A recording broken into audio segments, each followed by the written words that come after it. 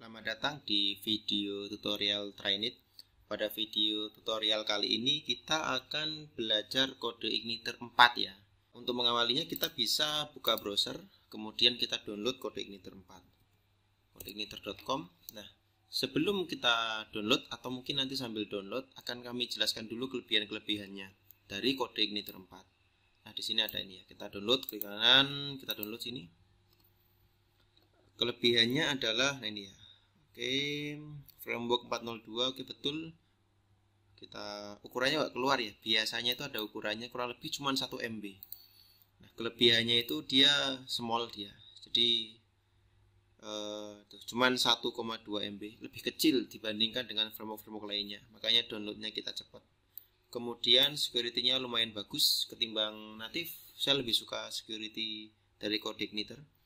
Kemudian dia solusi sederhana. Jadi dia membagi script menjadi 3 tempat, yaitu model view controller. Jadi dalam membangun satu buah fitur, kita memungkinkan ngoding di 3 tempat. Di controller kita ngoding, di model kita ngoding, di view kita ngoding gitu ya. Kemudian dia hampir zero configuration, betul, karena kita hanya mengkonfigurasi URL sama database. Dokumentasinya lumayan bagus. Entah kenapa saya lebih suka framework CodeIgniter dibanding framework lainnya yang sepertinya lebih populer.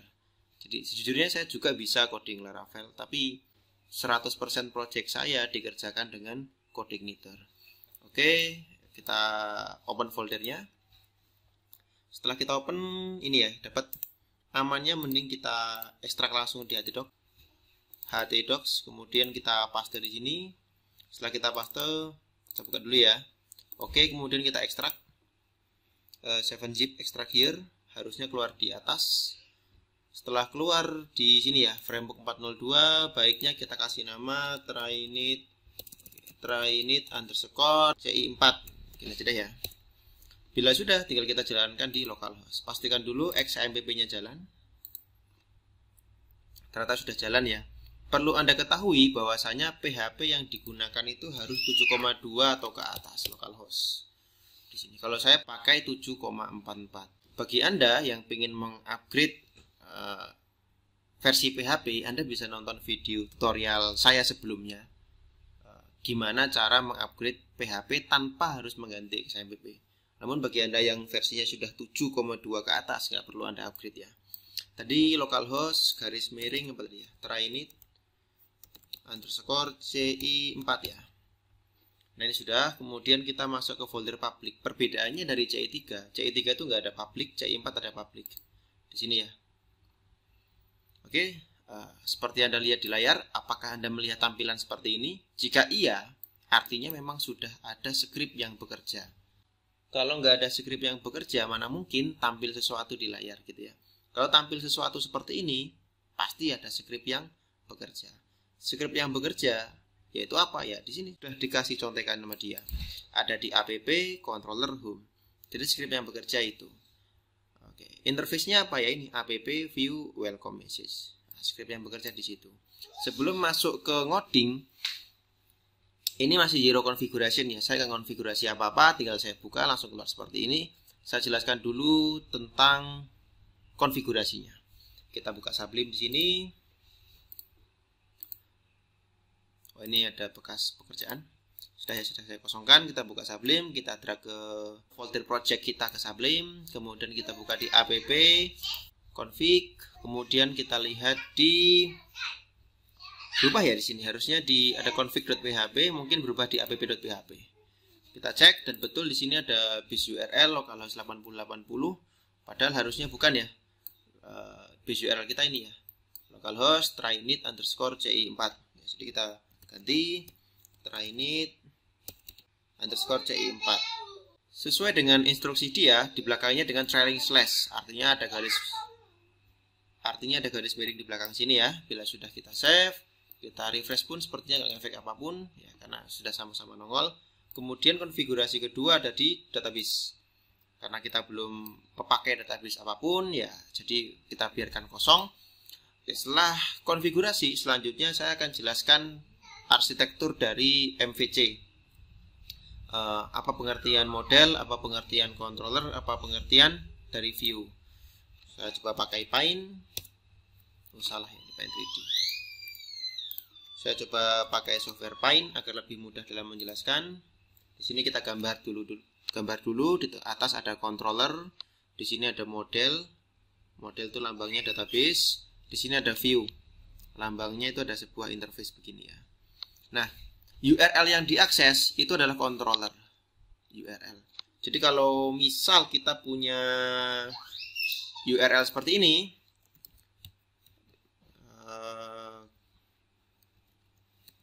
gini ya, timline.com. Sorry, malah searching Google.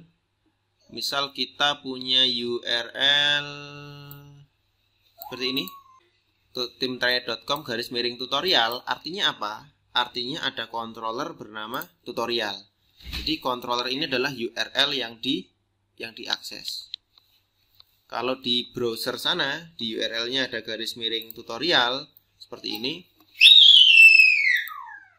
artinya ada controller tutorial. Kemudian model ini adalah data, pengolah data. Saya nggak bilang database ya. Artinya kalau Anda membuat data manual, mungkin dari script, dari Excel, atau mungkin Anda membuat script data manual, itu juga model. Nah, view ini adalah interface atau tampilan.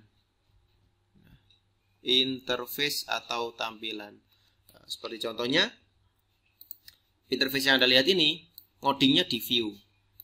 Jadi untuk menghandle URL itu ngodingnya di controller. Karena saya merasa ada data yang perlu ditampilkan, maka saya ngoding di model. Kemudian untuk interface-nya ngoding di view. Kalau di gambar ini kira-kira begini. Pertama itu yang diakses controllernya. Karena butuh data, maka saya melakukan seperti ini, mengambil data lewat scriptnya si model. Nanti si model tentu ngambil datanya ke MySQL database ya. Ke MySQL database. Setelah memperoleh data, model memberikan datanya ke controller. Sekarang posisi di mana? Sekarang posisi data sudah ada di controller ya. Selanjutnya dari controller data diberikan ke view. Ini tahap 3. Untuk apa? Untuk ditampilkan ya, untuk di echo, untuk di for each. Nah, kira-kira seperti itu. Di sini apakah Anda melihat saya menggambar garis dari view ke model? Tentu tidak ya. Saya tidak menggambar garis ke sana. Artinya apa? Artinya jangan sekali-kali Anda berpikir dari model data bisa langsung dikasihkan ke view. Nggak bisa. Jadi harus model ngasihnya ke controller, controller ngasihnya ke view. Kira-kira seperti itu ya. Oke. Itu penjelasan controller model view untuk menampilkan data. Bagaimana kalau kita ingin menyimpan data? Menyimpan data kira-kira seperti ini. Misal ada view berbentuk formulir. Ada inputan gitu ya. Di bawah ada tombol simpan. Maka ini pengguna kan mengakses view-nya ya. Dia input data lah dia ke situ. Kemudian sesuai gambar saya sebelumnya, si data ini tidak langsung dilempar ke model. Nggak boleh, emang nggak ada garisnya, nggak ada jalurnya. Tapi data dilempar kemana? Tentu ke controller dulu. Jadi datanya dikasih ke controller. Jadi tahap 1 pengguna input formulir di view, kemudian sama formulir data dikasih ke controller. Tahap 2 sama controller datanya dikasih ke model. Untuk apa? Ya mungkin untuk disimpan ke MySQL. Kira-kira begitu ya. Ini urutannya. Jadi sekali lagi nggak ada garis dari model ke view, ataupun sebaliknya dari view ke model itu nggak ada garis. Artinya kalau punya data harus lewat si controller. Itu video tutorial pembuka.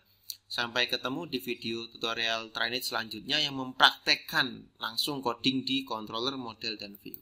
Sampai ketemu di video tutorial Trainit yang selanjutnya.